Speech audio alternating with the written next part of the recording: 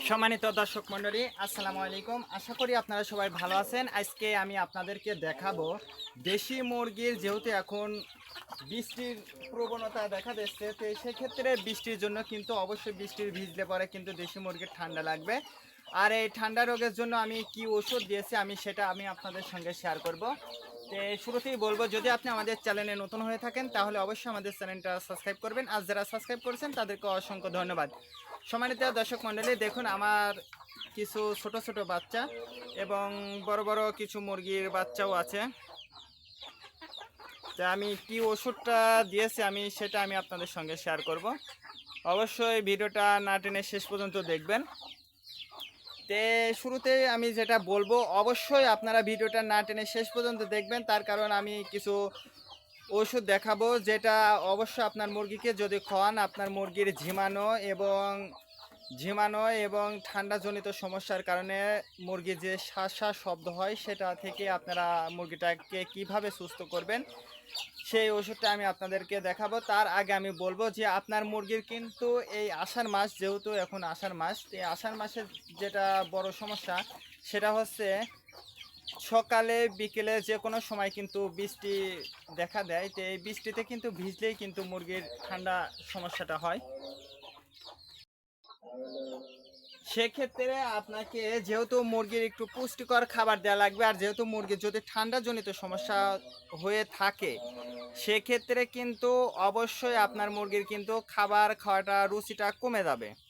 তো রুচিটা কমে গেলে অটোমেটিকই আপনার মুরগির কিন্তু রোগের প্রবণতা কিন্তু বৃদ্ধি পাবে। তার কারণ যদি মুরগিটা পর্যাপ্ত পরিমাণ খাবার না খায় সেক্ষেত্রে অবশ্যই আপনার মুরগির সমস্যা হয়। সেক্ষেত্রে আমি যে খাবারের সঙ্গে আমি ওষুধটা মিক্স করেছি সেটা আমি আপনাদেরকে দেখাচ্ছি।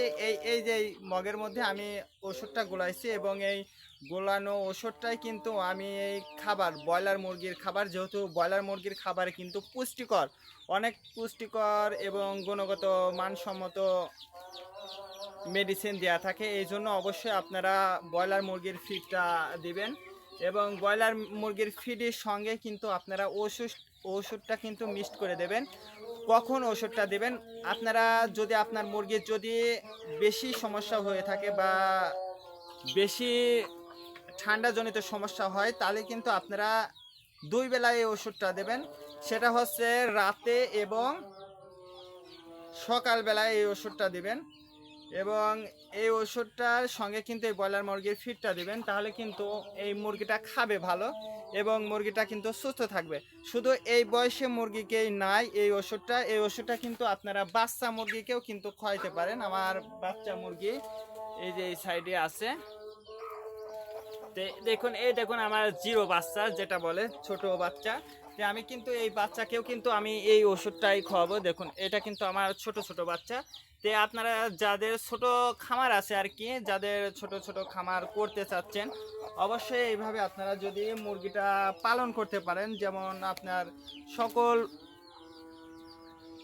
বিষয় A to Z জেনে তারপর আপনারা খামার করবেন, তাহলে অবশ্যই আপনারা সফল খামারি হিসেবে সফল হবেন। তে আমি এই মাইক্রোনিট ওষুধটা কিন্তু আমি আমার মুরগিকে দিয়েছি,